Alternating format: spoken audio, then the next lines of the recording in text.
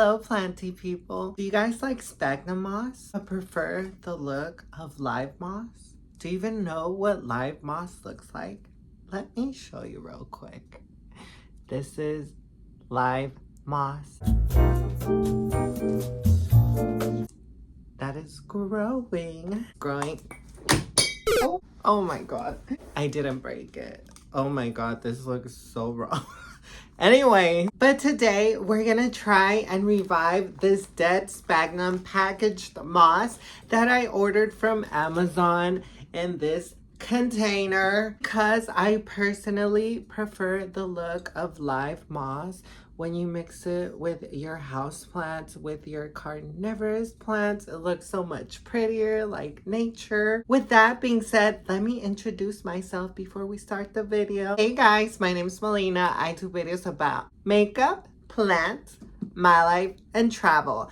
But today we're gonna try and revive dead moss in this little plastic container that I got at Walmart. But before we try and revive the moss, please do subscribe to my channel. And if you guys already fell in love with my personality, you could follow me at Melina Glam on Instagram, Facebook, Snapchat, TikTok, and I believe that's it.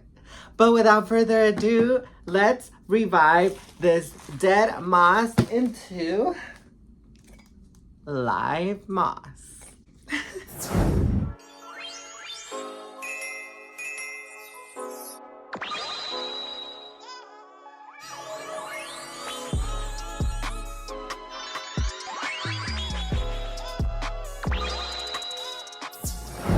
Okay, you guys, before we start the video, get you a cute drink. I am drinking some coffee today, some iced coffee that I made.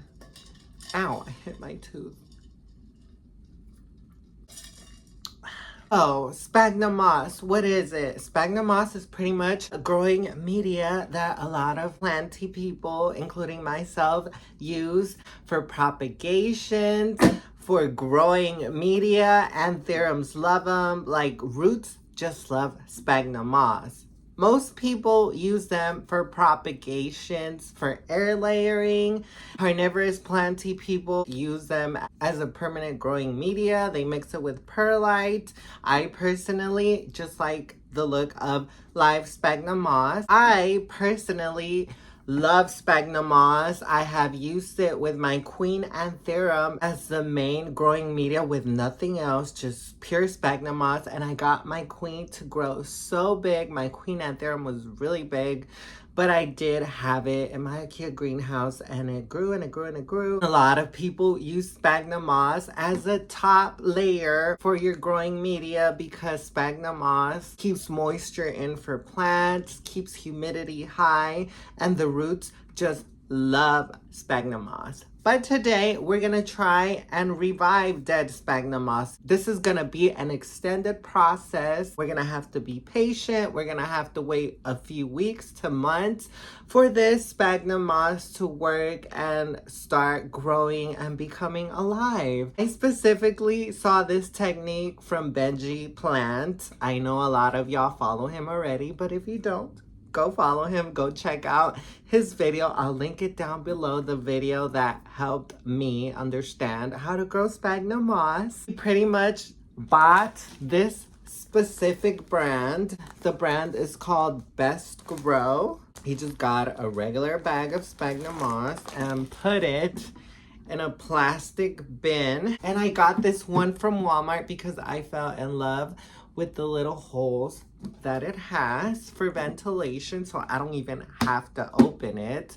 I literally just have to put the sphagnum moss. He added regular water and that's it. He didn't add no fertilizers or anything. He just put it under lights and that's it. So today we're gonna set up the sphagnum moss, hopefully for success, and I'll definitely keep you updated to see if it works. So let's begin, you guys. Okay, you guys, so like I said, you can find this plastic bin at Walmart. It's from the brand Mainstays. It's sold as a shoebox, clear small shoebox with lid. So I'm gonna take all the labels out.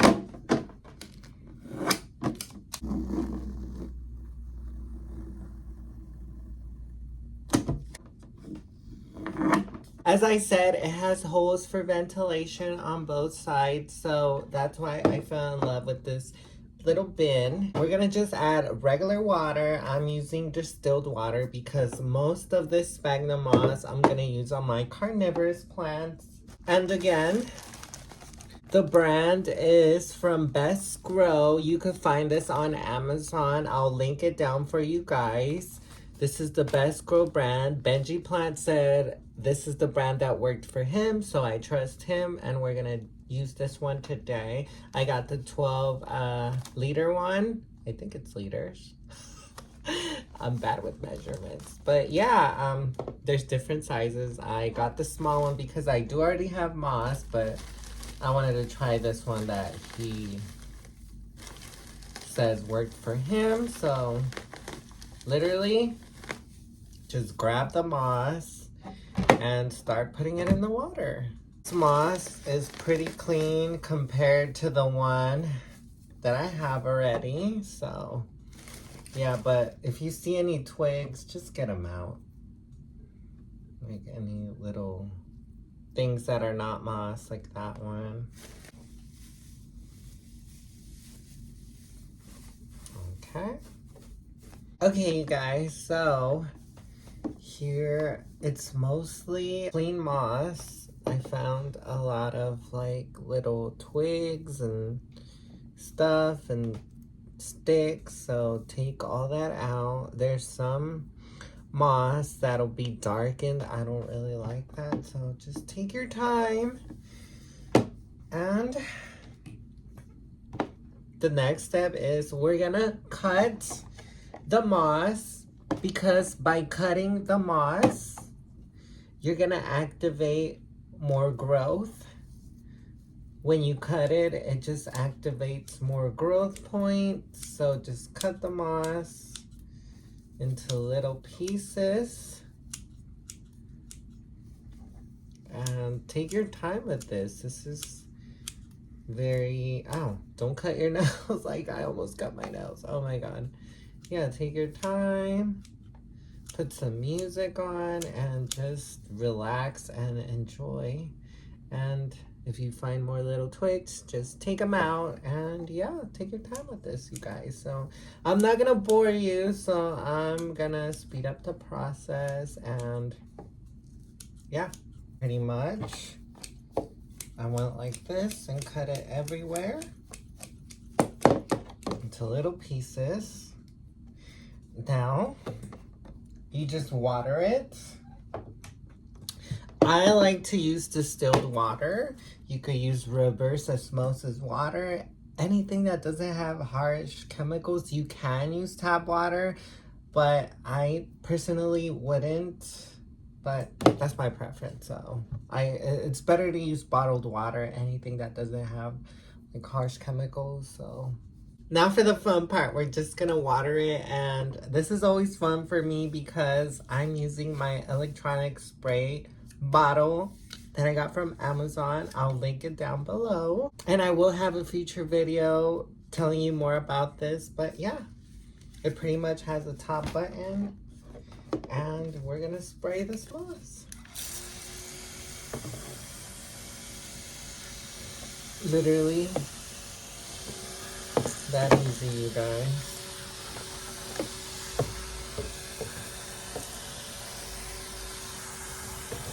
And control it from the top.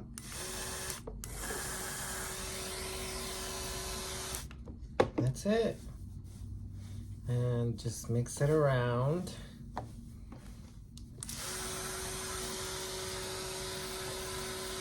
You want it moist, but not soaking wet. So you'll just, if it's soaking wet, just rinse out the water. But this is fluffy and airy. I'm just gonna add a little more water and it should be good. I like things neat, so this is just me being extra. So you can skip this step, but like I said, I like my things to be very organized, very neat. And yeah, I don't want the air little holes to be covered with moss or anything. All we gotta do is put the little lid on. And that's it.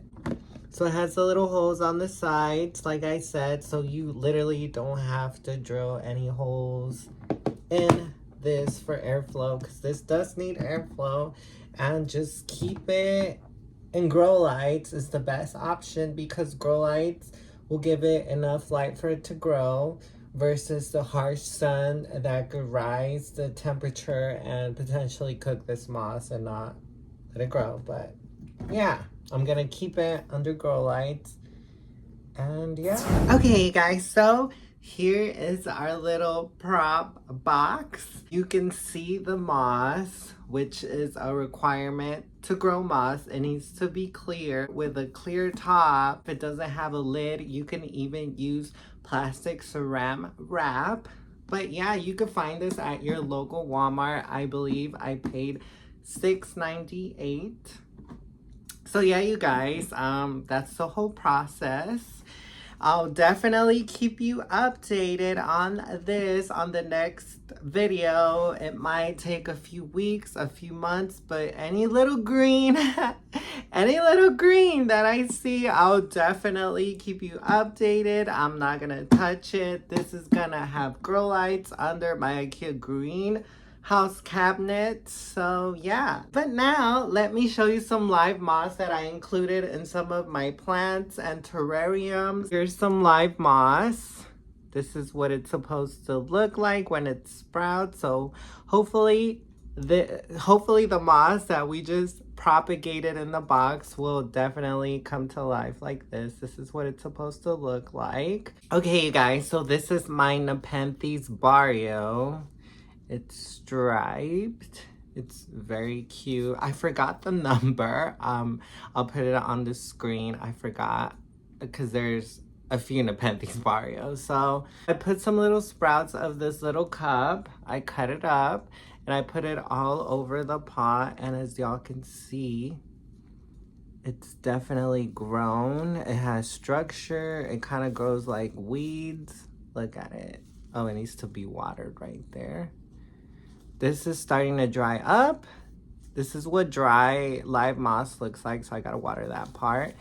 And yeah, it definitely needs to be watered, but yeah.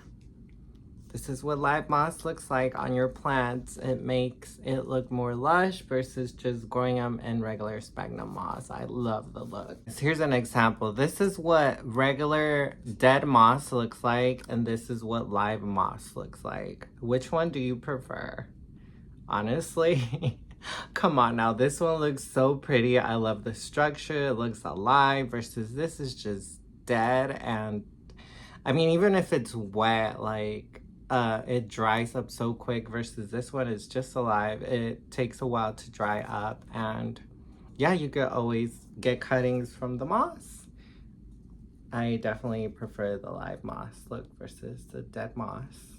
Okay, you guys, the last thing I'm gonna show you is this little habitat that I put 4 of my carnivorous plants in. I have mainly Droseras right here and Pinguicula right here. So I put some live moss, as y'all can see, and it's a little dry, so we're gonna water it. And I found the cutest elephant little bowl. It's so cute, and it held 4 of my carnivorous plants. Let's water it. It's definitely more fun to water this little bowl. Look at that. It instantly looks more green and lush. So yeah, you guys, it's definitely so cute. But yeah, you guys, I definitely love the look of live moss. It just makes your terrariums and little pots and habitats for your plants look so good, so live, so, I don't know, just live moss looks so much more interesting. I don't know, it just looks alive and it looks so cool, and you can cut it when it grows and propagate it. It's like having little grass on your plants. It just looks so cute, and you can have it indoors. Little grass that grows on your plants. That's what I'm gonna call it. But yeah, you guys, stay tuned on an update on my prop box. Hopefully we get to revive the moss. But yeah, you guys, thanks for watching. I'm Melina, and I'll see you on my next video. Bye, guys.